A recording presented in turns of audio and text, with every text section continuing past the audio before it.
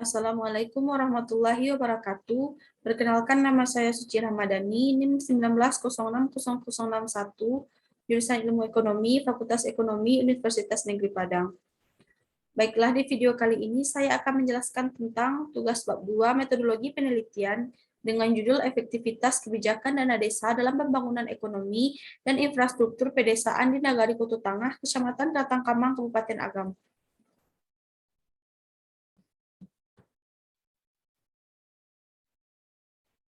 Bab 2 yaitu tinjauan pustaka penelitian. Landasan teori. 1. Teori keagenan atau agensi teori. Teori keagenan atau agensi teori muncul karena keberadaan hubungan antara agen dan prinsipal. Agen dikontak untuk melakukan tugas tertentu bagi prinsipal serta mempunyai tanggung jawab atas tugas yang diberikan prinsipal. Prinsipal mempunyai kewajiban untuk memberi imbalan kepada agen atas jasa yang telah diberikan oleh agen. Keberadaan perbedaan kepentingan antara agen dan prinsipal inilah yang menyebabkan terjadinya konflik keagenan. Prinsipal dan agen sama-sama menginginkan keuntungan sebesar-besarnya. Prinsipal dan agen juga sama-sama berusaha untuk menghindari risiko. Teori keagenan di pemerintah daerah mulai dipraktekkan terutama sejak diberlakukannya otonomi daerah, yaitu tahun 1999. Penerapan teori keagenan ini dapat ditelaah dari dua perspektif, yaitu hubungan antara eksekutif dan legislatif dengan rakyat, yang implikasinya dapat berupa hal positif dalam bentuk efisiensi, namun lebih banyak yang berupa hal negatif berupa perilaku oportunistik.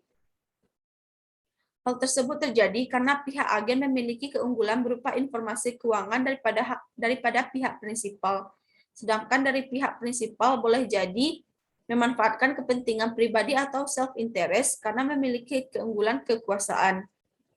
Masalah keagenan muncul ketika eksekutif cenderung memaksimalkan self-interest-nya yang dimulai dari proses penganggaran, pembuatan keputusan, sampai dengan menyajikan laporan keuangan yang sewajar-wajarnya untuk memperlihatkan bahwa kinerja mereka selama ini telah baik. Selain itu juga untuk mengamankan posisinya di mata legislatif dan rakyat. Teori keagenan juga mengatakan bahwa biasanya agen bersikap oportunis dan cenderung tidak menyukai risiko atau risk averse. Tanggung jawab yang ditunjukkan pemerintah daerah sebagai pihak eksekutif tidak hanya berupa penyajian laporan keuangan yang lengkap dan wajar, tetapi juga pada bagaimana mereka mampu membuka akses untuk para pengguna laporan keuangan atau stakeholders. Pemerintah daerah sebagai agen akan menghindari risiko berupa ketidakpercayaan stakeholders terhadap kinerja mereka. Oleh karena itu, pemerintah daerah akan berusaha untuk menunjukkan bahwa kinerja mereka selama ini baik dan akuntabel dalam pengelolaan keuangan daerah. Hubungan antara teori keagenan dengan penelitian ini adalah pemerintah yang bertindak sebagai agen atau pengelola pemerintahan yang harus menetapkan strategi tertentu agar dapat memberikan pelayanan terbaik untuk publik sebagai pihak prinsipal. Pihak prinsipal tentu menginginkan hasil kinerja yang baik dari agen dan kinerja tersebut salah satunya dapat dilihat dari laporan keuangan dan pelayanan yang baik. Sedangkan bagaimana laporan keuangan dan pelayanan yang baik tergantung dari strategi yang diterapkan oleh pihak pemerintah. Apabila kinerja pemerintahan baik, maka masyarakat akan mempercayai pemerintah. Kesimpulannya, pemilihan strategi akan berpengaruh terhadap kepercayaan masyarakat sebagai pihak prinsipal terhadap pemerintah sebagai agen. Selanjutnya, pengertian desa. Menurut Peraturan Pemerintah Nomor 57 Tahun 2005 tentang Desa, disebutkan bahwa desa adalah kesatuan masyarakat hukum yang memiliki batas-batas wilayah yang berwenang untuk mengatur dan mengurus kepentingan masyarakat setempat berdasarkan asal-usul dan adat istiadat setempat yang diakui dan dihormati dalam sistem pemerintahan Negara Kesatuan Republik Indonesia.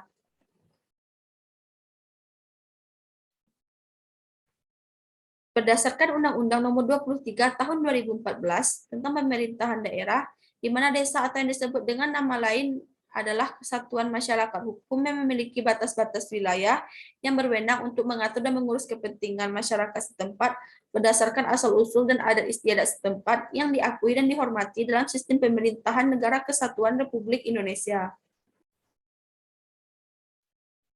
Selanjutnya, karakteristik pedesaan.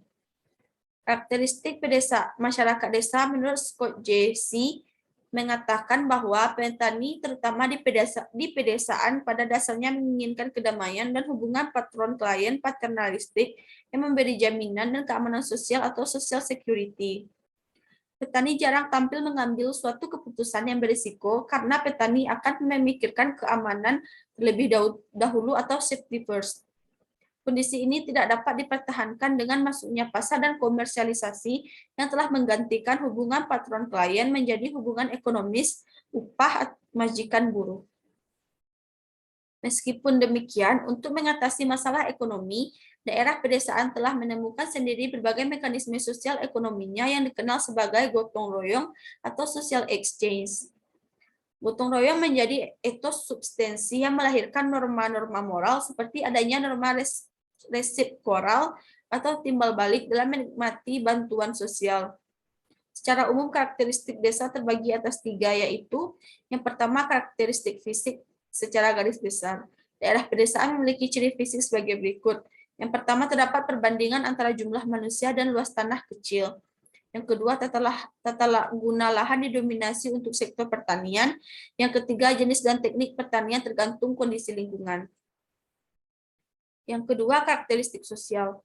Corak kehidupan masyarakat di desa dapat dikatakan masih homogen dan pola interaksinya horizontal. Banyak dipengaruhi oleh sistem kekeluargaan. Semua pasangan berinteraksi dianggap sebagai anggota keluarga. Serta hal yang sangat berperan dalam interaksi dan hubungan sosialnya adalah motif-motif sosial. Interaksi sosial selalu diusahakan supaya kesatuan sosial atau social unity tidak terganggu, konflik atau pertentangan sosial sedapat mungkin dihindarkan, jangan sampai terjadi.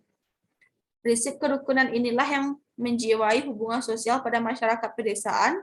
Kekuatan yang mempersatukan masyarakat pedesaan itu timbul karena adanya kesamaan-kesamaan kemasyarakatan seperti kesamaan adat, kebiasaan, kesamaan tujuan, dan kesamaan pengalaman. Karakteristik yang ketiga yaitu karakteristik ekonomi. Pada masyarakat pedesaan, mata pencaharian bersifat homogen yang berada di sektor ekonomi primer, yaitu bertumpu pada bidang pertanian.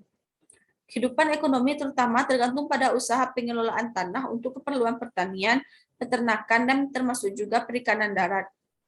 Jadi, kegiatan di desa adalah mengolah alam untuk memperoleh bahan-bahan mentah, baik bahan kebutuhan pangan, sandang, maupun lain-lainnya untuk memenuhi kebutuhan pokok manusia. Selanjutnya, ciri-ciri desa. Sudah banyak literatur menjelaskan bahwa ciri khas desa sebagai suatu komunitas pada masa lalu selalu dikaitkan dengan kebersahajaan atau simplicity, keterbelakangan, tradisionalisme, substansi, dan keterisolasian. Secara umum, ciri-ciri kehidupan masyarakat pedesaan dapat diidentifikasi sebagai berikut.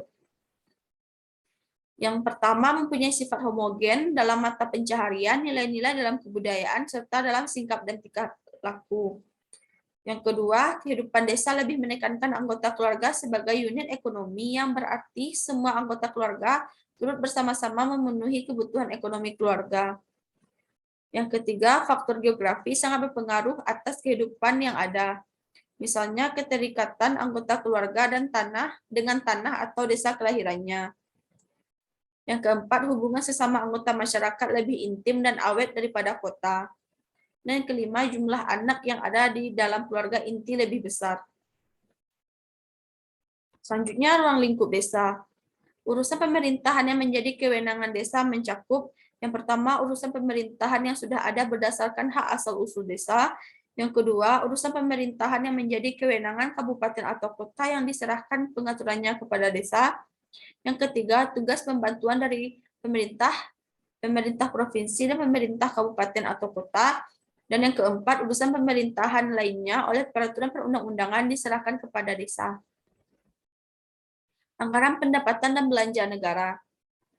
APBN adalah undang-undang. sehingga merupakan kesepakatan antara pemerintah dan DPR sebagaimana disebutkan dalam pasal 23 Undang-Undang Dasar 1945, yaitu anggaran pendapatan dan belanja negara sebagai wujud dari pengelolaan keuangan negara ditetapkan setiap tahun dengan undang-undang dan dilaksanakan secara terbuka dan bertanggung jawab untuk sebesar-besarnya kemakmuran rakyat.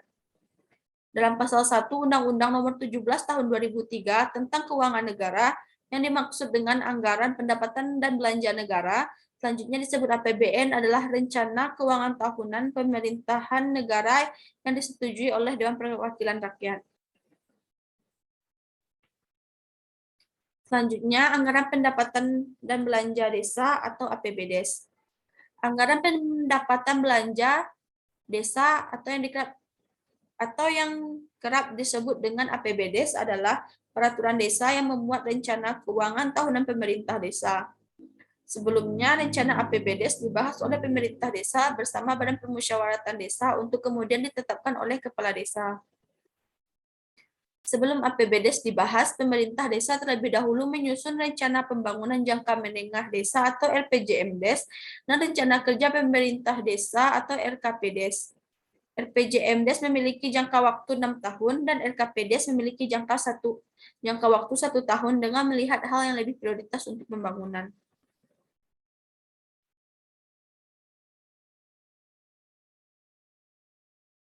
Selanjutnya, dana desa.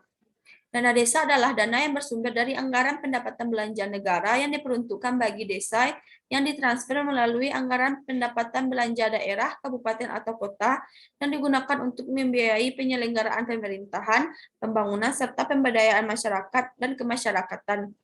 Pembangunan desa dan daerah jelas menjadi prioritas utama pemerintahan baru.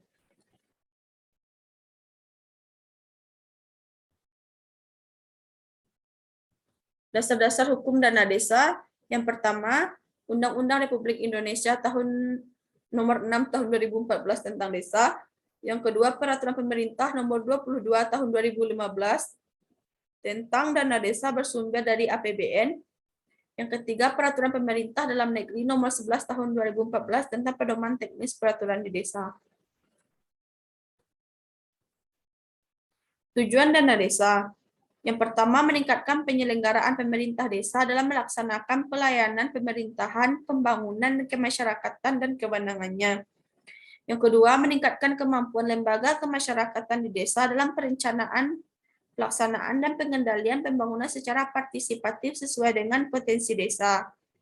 Yang ketiga, meningkatkan pemerataan pendapatan, kesempatan bekerja, dan kesempatan berusaha bagi masyarakat desa. Dan yang keempat, mendorong peningkatan swadaya gotong royong masyarakat. Prinsip-prinsip pengelolaan dana desa. Yang pertama, keadilan. Dengan mengutamakan hak atau kepentingan seluruh warga desa tanpa membeda-bedakan. Yang kedua, kebutuhan prioritas. Dengan mendahulukan yang kepentingan desa yang lebih mendesak, lebih dibutuhkan, dan berhubungan langsung dengan kepentingan sebagian besar masyarakat desa. Dan yang ketiga, tipologi desa. Dengan mempertimbangkan keadaan dan kenyataan karakteristik geografis, sosiologis, antropologis, ekonomi, dan ekologi desa yang khas, serta perubahan atau perkembangan kemajuan desa. Selanjutnya, penggunaan dana desa. 1. Bidang pembangunan desa. Dan yang kedua, bidang pemberdayaan masyarakat desa. Selanjutnya, pengawasan dana desa. Pengawasan yang berasal dari desa dilakukan oleh BPD dan masyarakat desa kecamatan. Kecamatan akan melakukan monitoring semua desa dalam penggunaan dana desa. Inspektorat yang berasal dari kabupaten akan melakukan audit setiap tahunnya.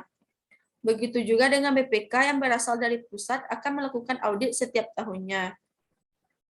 Anggaran desa yang berlebih setiap tahunnya atau yang sering disebut dengan sisa lebih pembiayaan anggaran tahun berjalan atau SILPA tidak dapat digunakan pada tahun berjalan.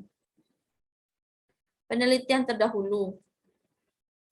Sebagai bahan referensi terhadap penelitian ini, maka diperlukan beberapa penelitian terdahulu. Berikut adalah penelitian terdahulu yang berkaitan dengan penelitian ini. Yang pertama, Dini tahun 2010 melakukan penelitian tentang hubungan alokasi dana desa dengan pembangunan desa di Kecamatan Stabat, Kabupaten Langkat. Yang kedua, Tumbel tahun 2014 melakukan penelitian tentang analisis bantuan desa terhadap pelaksanaan pembangunan desa. Studi kasus pada Kecamatan Tareran, Kabupaten Minahasa Selatan. Selanjutnya, Listiani tahun 2016 melakukan penelitian tentang efektivitas implementasi kebijakan penggunaan dana desa tahun anggaran 2015 di Desa Gunung Pring, Kecamatan Muntilan, Kabupaten Magelang. Kerangka konseptual. Objek dari penelitian ini adalah dana desa di Nagari Koto Tangah, Kecamatan Telatang Kamang, Kabupaten Agam.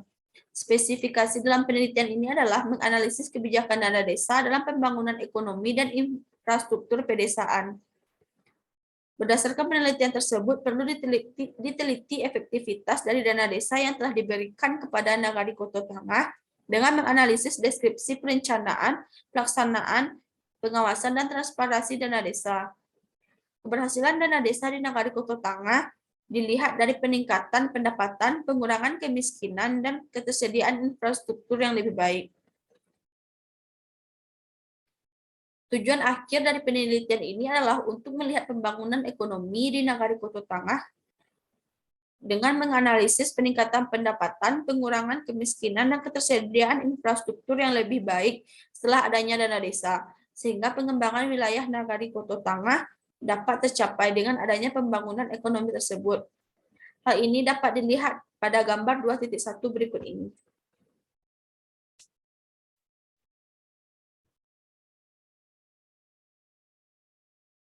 Baiklah, sekian dulu video dari saya. Mohon maaf jika ada kesalahan. Saya akhiri dengan Assalamualaikum warahmatullahi wabarakatuh.